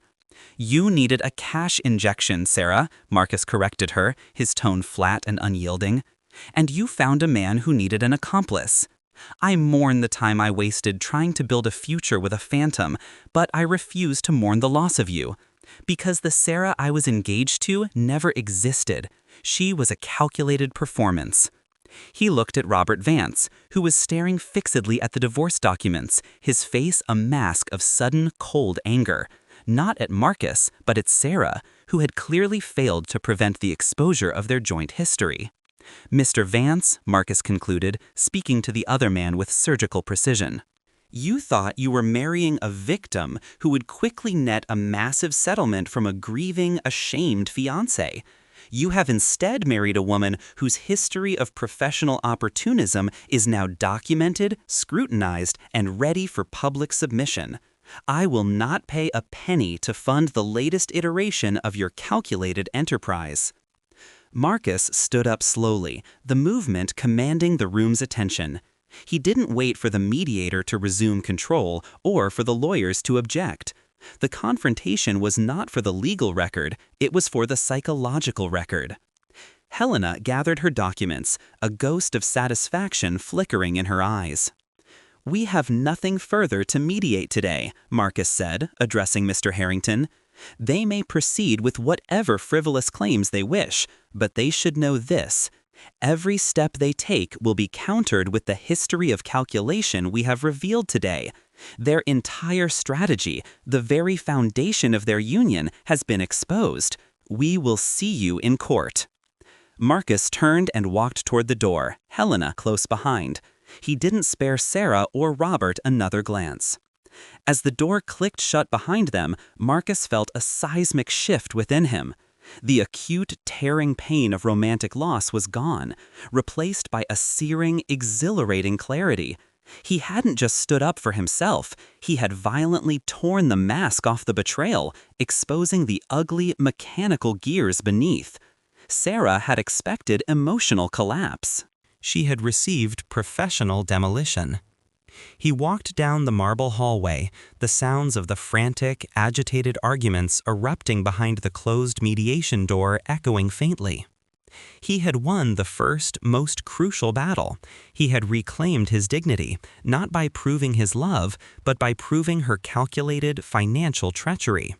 The love was irrelevant. The respect, that was everything. And Sarah had lost it irrevocably in front of the one man she now depended upon. The legal war was far from over, but the war for control of the narrative had been decided. The immediate aftermath of the mediation session felt less like a courtroom victory and more like the surgical removal of a long, festering tumor. The pain was acute, but the relief was immediate, visceral, and absolute. Marcus had spoken the truth not just to Sarah, but to himself, dismantling the last remnants of the self-deception that had permitted him to believe the betrayal was rooted in his own absence. In the days that followed, the lawyers continued the mechanical process of negotiation, but the emotional war was over. Sarah and Robert's team, having watched their meticulously constructed victim narrative crumble under the weight of documented opportunism, were noticeably less aggressive. Helena confirmed that the revelation had completely shifted the balance of power, transforming the case from a messy domestic dispute into an ugly exposé of financial collusion. Marcus, however, was done with the fight. He realized that holding on to the symbols of the life they had built together was functionally impossible. The house, the spacious, sun-drenched colonial they had spent 5 years turning from a structure into a home, was the largest and most corrosive artifact of the lie. It was a museum of fabricated futures. He called the real estate agent, a family friend who handled high-end properties and knew how to be discreet, and gave the order. "List it, aggressively. I want to close in 45 days. His parents questioned the decision. "Marcus, that house is a prime asset. Why rush the sale? You don't need the capital immediately." "I need the severance, Mom," he had replied, his voice flat. "That house is built on a foundation of betrayal.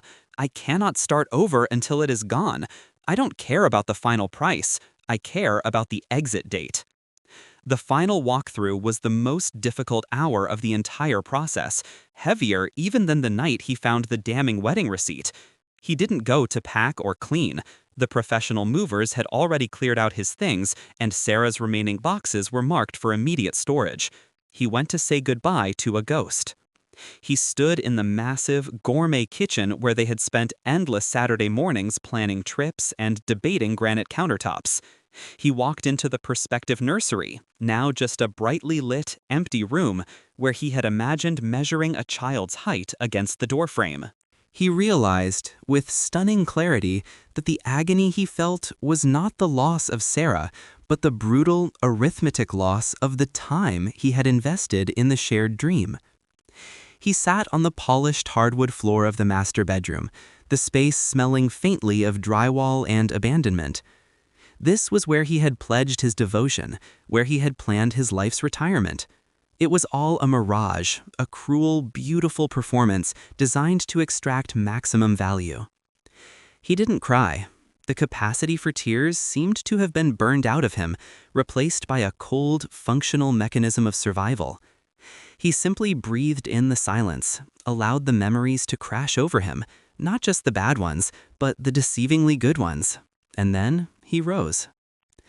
He closed the door on the life of Marcus and Sarah Thorne, handed the keys to the agent, and walked away.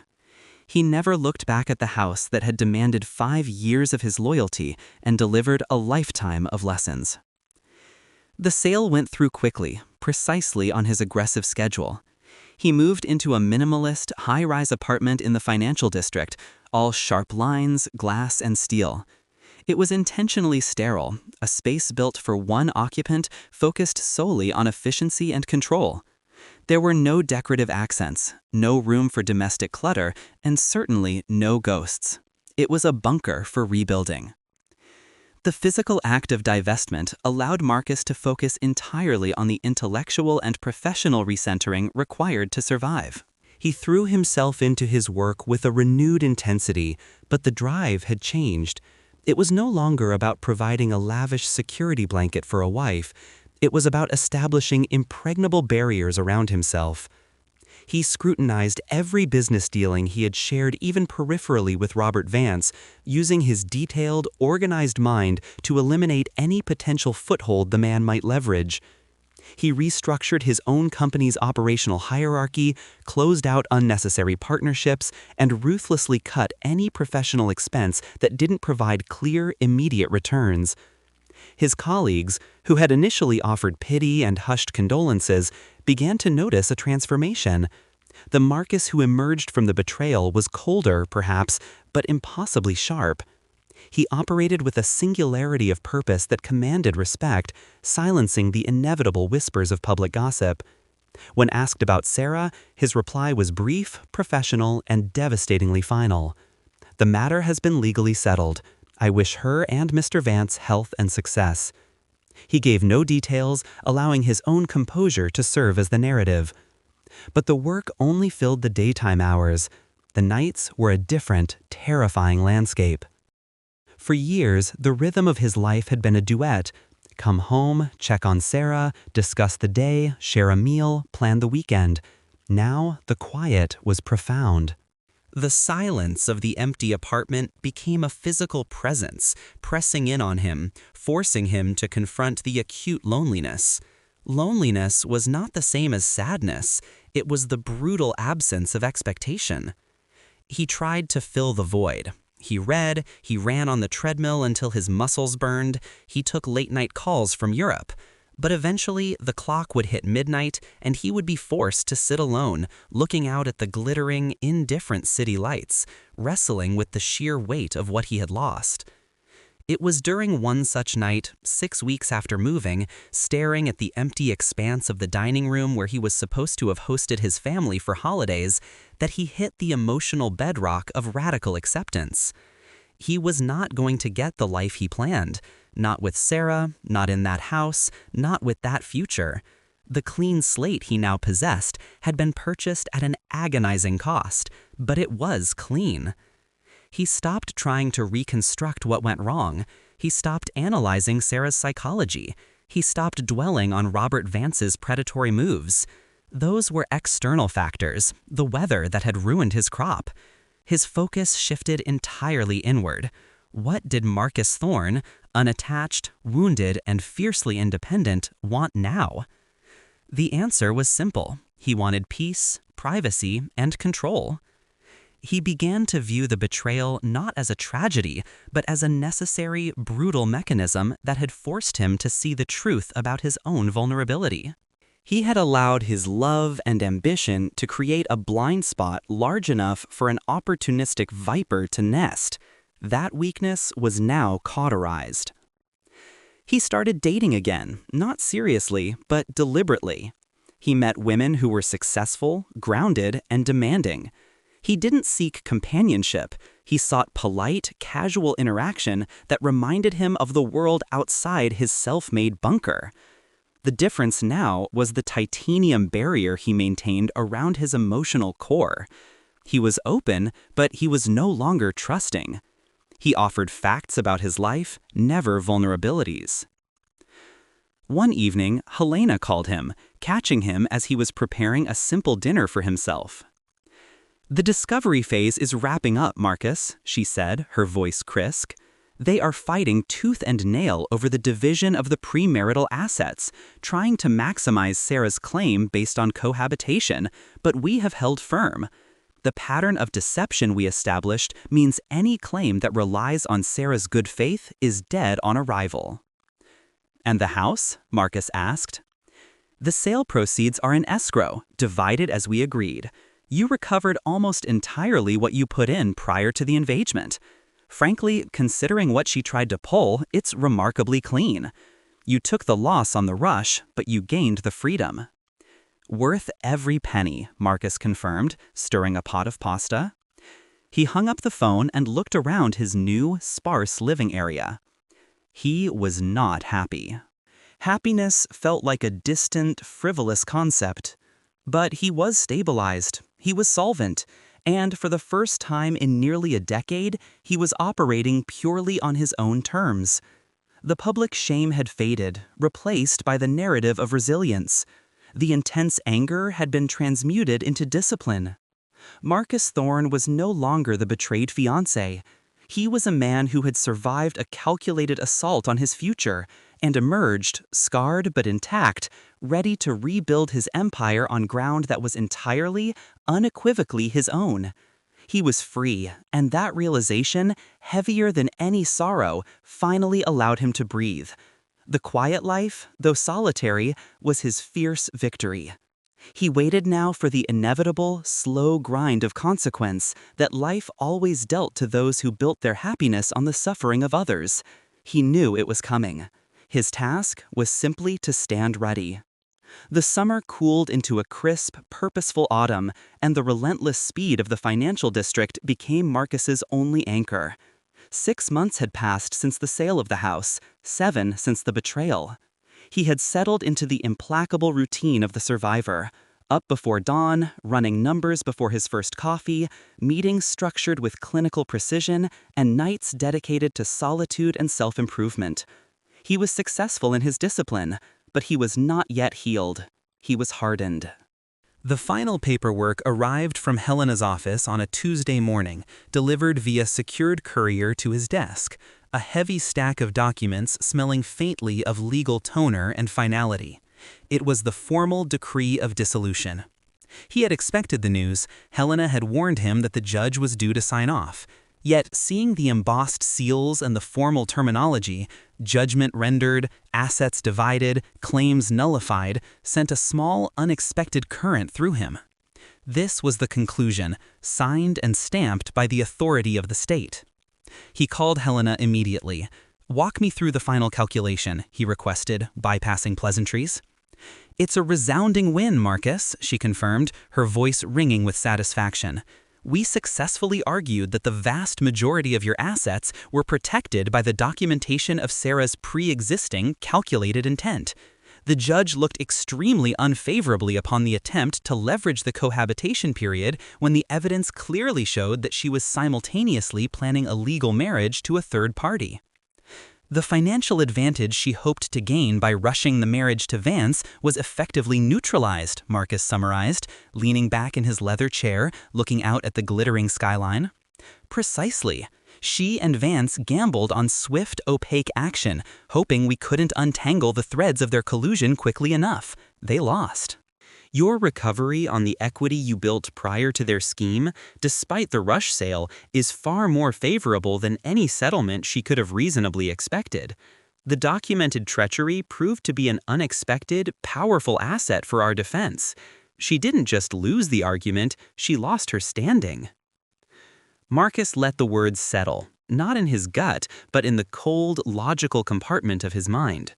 So, she achieved exactly the stability she claimed to be seeking from him while forfeiting the security she had already built with me.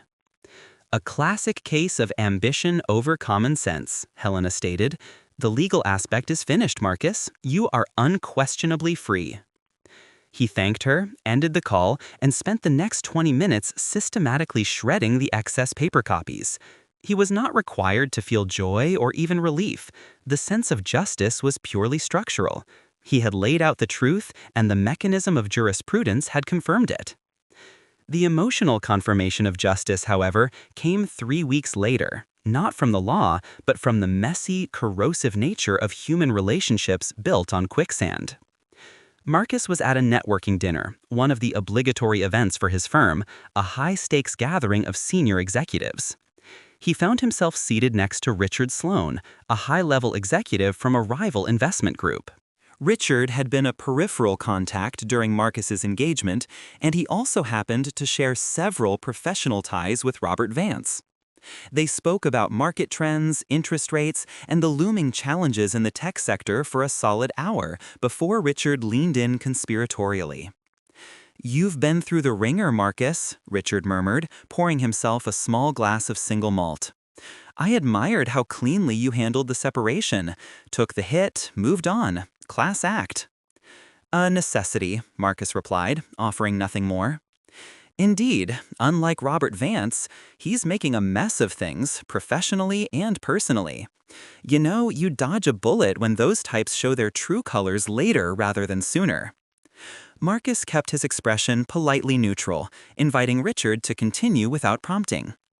"We had a potential merger brewing, a very lucrative one, but Robert is becoming volatile.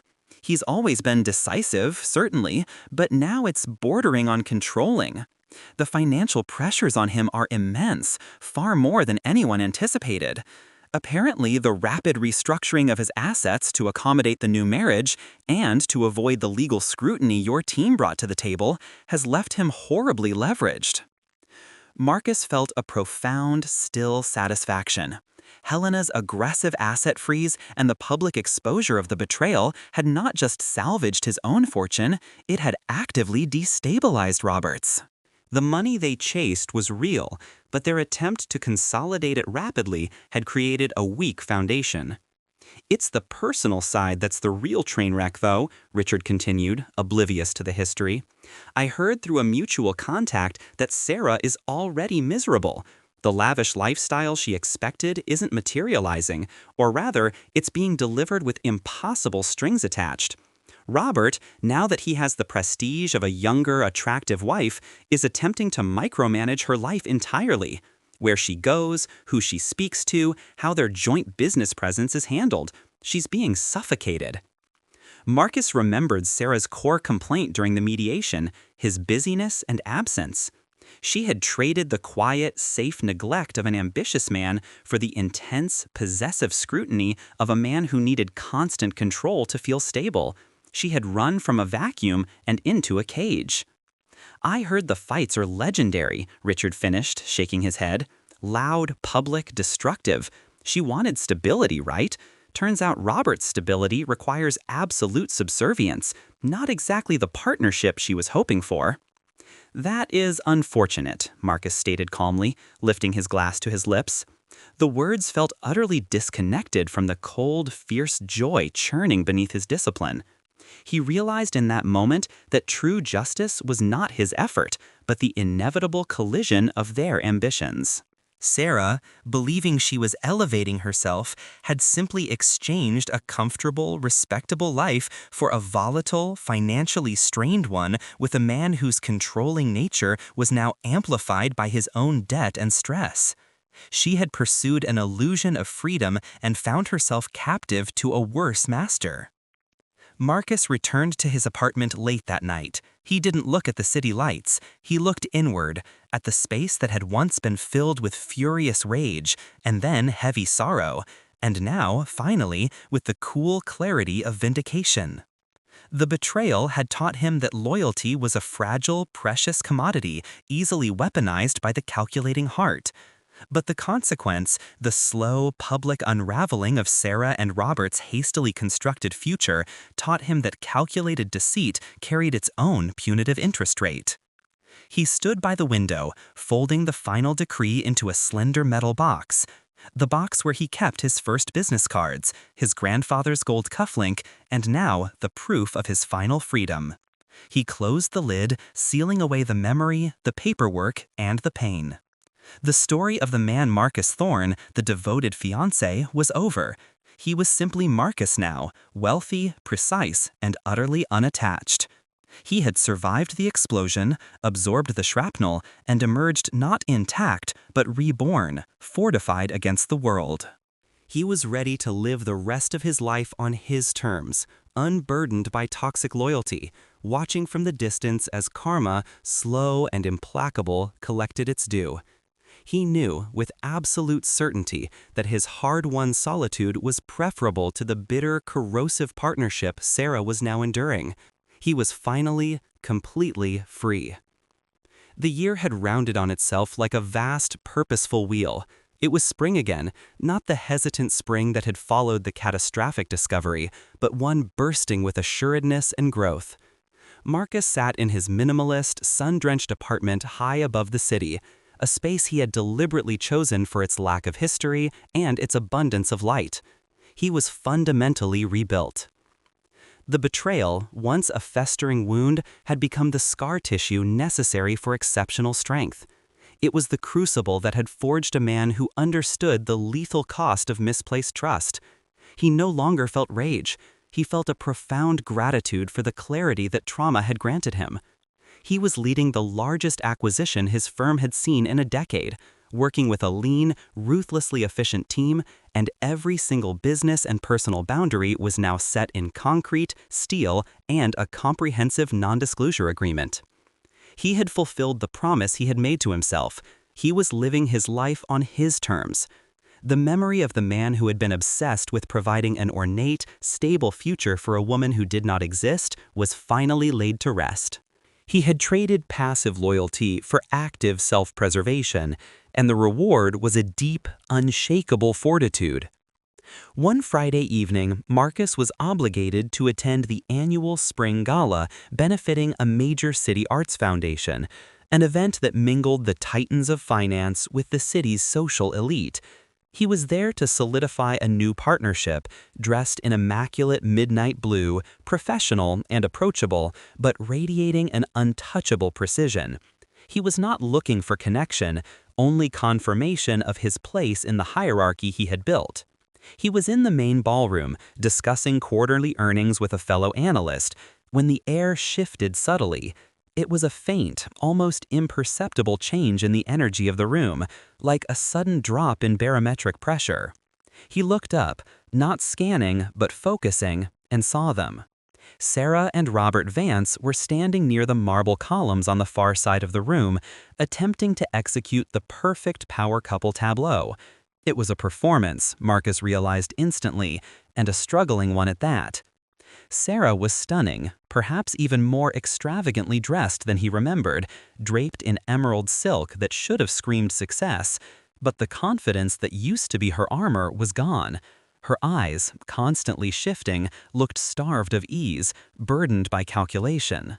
She was holding a champagne flute too tightly, and the flawless smile she presented to passers-by slipped too quickly into a thin, anxious line whenever she turned back to Robert.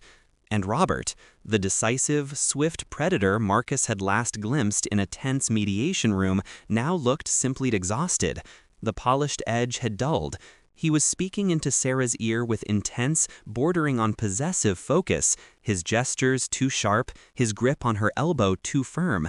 He looked less like a husband and more like a jailer ensuring his most valuable asset didn't stray. The rumors Richard Sloane had shared were not merely gossip, they were visible, structural decay. The edifice of their hurried marriage was not stable, it was straining under immense load. Marcus's analytical partner paused his speech, following Marcus's gaze. "Ah, the Vances," he muttered, with a slight dip in enthusiasm. "They make an entrance, certainly, but it's all facade these days. Robert's portfolio is rumored to be deeply underwater after that aggressive acquisition last year. They're hanging on by reputation alone. Marcus simply nodded. This was not vindication delivered by a courtroom or a rumor. This was the raw, visible consequence of their choices. Sarah had chased decisiveness and wealth and received volatility and debt. She had sought control and stability and found herself constrained by a man whose own insecurity demanded total ownership of his surroundings, including his wife. The moment came when Sarah looked up, perhaps sensing his unflinching scrutiny. Her eyes locked onto his across the expanse of the marble floor. For a fleeting second, the polished mask shattered. There was recognition, surprise, and beneath it, a desperate, hollow flicker of what might have been regret, or perhaps just self-pity that her past had caught up to her. She attempted to project a victorious wave, but it felt forced, a puppet's jerk. Marcus did not acknowledge the gesture. He held her gaze for 3 full, silent beats, long enough to confirm that he saw her, not the woman he loved, but the manipulative stranger he had finally unmasked, and long enough to confirm that she held absolutely no power over him anymore. He turned his head back to his companion, smoothly resuming the conversation exactly where he had left off, discussing the nuances of hedge fund regulation. He did not rush, nor did he linger. He simply erased her from his field of vision and his immediate reality. A few minutes later, as he moved through the crowd toward the bar, they intersected paths. Sarah and Robert were navigating a tight knot of people. Robert, overheated and irritable, noticed Marcus approaching and stiffened visibly. "Thorn," Robert greeted, the single word clipped, laced with the brittle aggression of a man who fears exposure. "Vance," Marcus returned, his tone cool, professional, devoid history. He directed a small, neutral nod toward Sarah. "Sarah." Sarah managed a bright, brittle smile. "You're looking well, Marcus. Very well." Her voice was higher than he remembered, strained. It was clearly an attempt to gauge his reaction, to see if he was still haunted, still wounded. Marcus met her gaze with an evenness that was perhaps the cruelest weapon he possessed. "I am. Life is simpler when the focus is clear." It was the perfect, surgical strike. He wasn't referencing the betrayal. He was referencing the clarity he achieved after the betrayal, a clarity they, in their ongoing corrosive partnership, would never possess. Robert squeezed Sarah's arm, a clear warning. "We have to circulate, Sarah. Good seeing you, Thorn." The dismissal was swift, but the underlying panic was unmistakable. "Enjoy your evening," Marcus said, and then, without waiting for a reply, he stepped past them. He continued toward the bar, ordering a neat scotch. The interaction had taken less than 30 seconds, but it was the final, definitive ending to a story that had consumed a year of his life. He watched them for a moment in the reflection of the glass mirror behind the bar. They were arguing again, silently, their bodies angled away from the crowd, but their faces contorted in private disagreement. Robert was counting something on his fingers. Sarah was shaking her head vehemently, pulling her arm away. They were chained together, perpetually trying to extract satisfaction from a hollow union. Marcus lifted his glass, the amber liquid catching the light. He had once believed stability was something granted by a partner.